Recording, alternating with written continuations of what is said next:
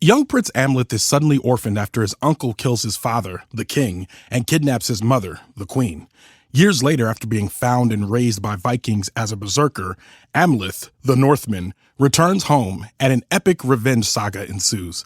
I'm Ronald Young Jr., and I'm leaving the theater.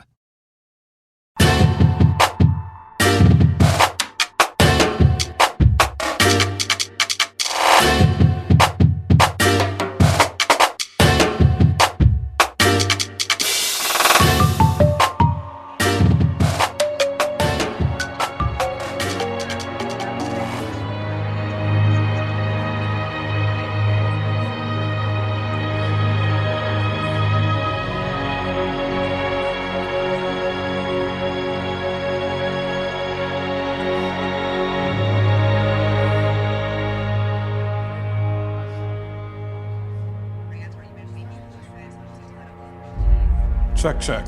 All right. This is Ronald, and I am leaving the theater after watching The Northman.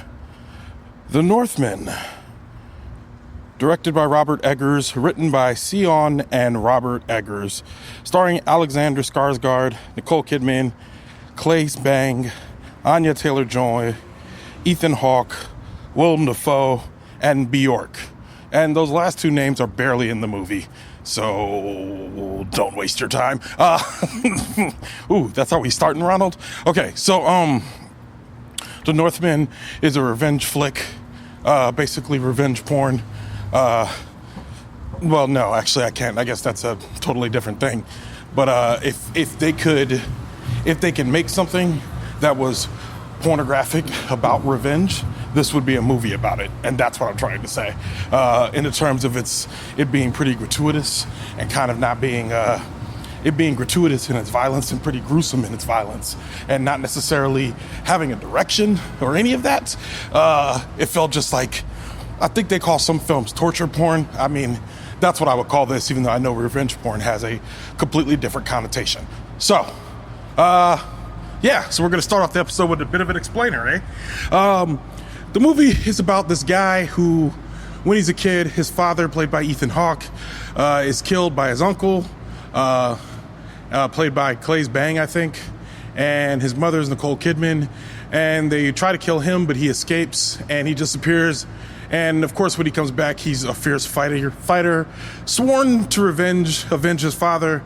He sneaks into, basically he you know what's gonna happen, all right? Like you pretty much, it's a revenge movie, so you pretty much know what's gonna happen. He's gonna go kill his uncle. That's what this is building to.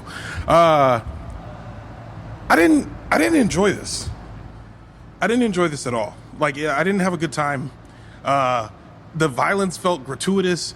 Imagine if you were watching The Revenant, and imagine if The Revenant, Django Unchained, and Braveheart had a very underachieving, but very gruesome baby. That's what I just watched here. There's just so many. There's nothing like it. It takes itself a lot more seriously than I think it should, which is probably, definitely part of the problem.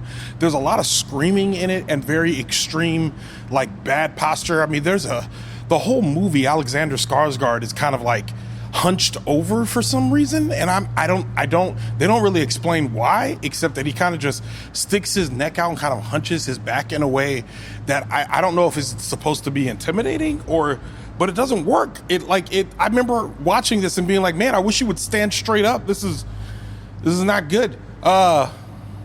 It's funny because I saw the preview for this and I was like, this looks like not Ron. This looks a little weird for Ronald. So I'm definitely not going to go see this in theaters. And I actually I had a friend ask, yo, you tried to see The Northman in theaters? And I was like, nah, I don't want to see it in theaters. But the last minute, I was like, well, you know what? I guess I will go.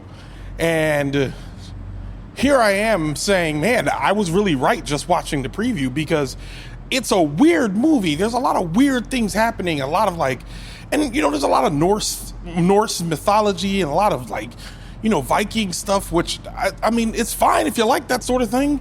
But I know this movie was not made for Ronald. You know, like this wasn't a Ronald film. And it's weird because when you have to review movies, you kind of have to reach past the things that are clearly not made for you and still try to review it on its merit. And it felt like it was very blocky to begin with. There was a lot of grandiose speaking and people yelling, and a lot of grunting throughout the entire movie. Like when I talk about The Revenant, I talk about like the pain of watching kind of like the brutality of the movie. Just, it kind of wore on me after a while. And I'm not a person who's necessarily squeamish, but this movie just feels like it's trying very hard to make you squeam. And it just, there's a few times in there where I was just like, all right, that we didn't need that. That's enough of that. And it wasn't gratifying. Like you know, typically you watch a revenge movie and like Taken. Taken is gratifying. Like you get through the end, he gets his daughter back and you're like, yeah, man, he did it. That's if we're going to watch a movie about somebody on a vendetta, give me Man on Fire. You know what I mean? Give me the guy that's the one-man army going there. And this just felt like it made us work so hard to get there. I mean, the movie is about 2 hours, about 2.5 hours long, maybe. It's over 2 hours. And it feels like I could feel every minute of those 2 hours as it's going. And then a lot of stating the exposition out loud. Like there's at one point where after he's grown up, basically he runs away. And after the movie just says years later, and it shows him raiding this village, and a guy walks up to him and basically puts his hand on his shoulder and goes, hey, I knew you were going to be great when we picked you up as a cub. Now you're a warrior, essentially something like that. It's one line. And I'm like, you really think that you needed to tell us that he attached himself to a group and became a fighter? Like, you guys weren't going to explain. You weren't going to give me a montage of him training and fighting and running into anyone, right? Because there's only a couple ways you do a scene like that. The first is Mel Gibson's uncle runs up on him and tells him, I'm going to teach you how to swing a sword. There's one. And then the other is you do a montage, or you just flash forward ahead. They do a deep zoom in on the person's face, and then it kind of transforms to them older. So there's a love story also at the heart of this, which felt dumb in a very specific way. Like I really am here for Anya Taylor-Joy. I like her in basically everything she's in. But there was just something that was just deeply disappointing about watching this kind of story of these two falling in love in a hopeless place. There was just something about it that just wasn't gratifying at all. So, yeah. All in all, I've seen better. Like I think that's what I know that's like probably a low bar, like to say I've seen better movies than this, but I don't think this was good. Like if you're gonna do a revenge period piece, we've seen it done better. I've seen episodes of Game of Thrones that did a better job than this, and they certainly didn't have the budget that Northman had in order to accomplish it. You know what I mean? So. Yeah, I mean, Nicole Kidman is in it for a large portion of the movie. It feels like she's reduced to background acting, which feels like a waste of Nicole Kidman. So, and then there's a bunch of weird ceremonies in the movie with a lot of chanting and speaking in tongues. And I didn't like it. Mostly because it felt like one ceremony per movie is cool, like two maybe. Like, you know, with if you watch Black Panther, you know, you have the scene in the beginning when he's drinking it. No, you have him going to the astral plane.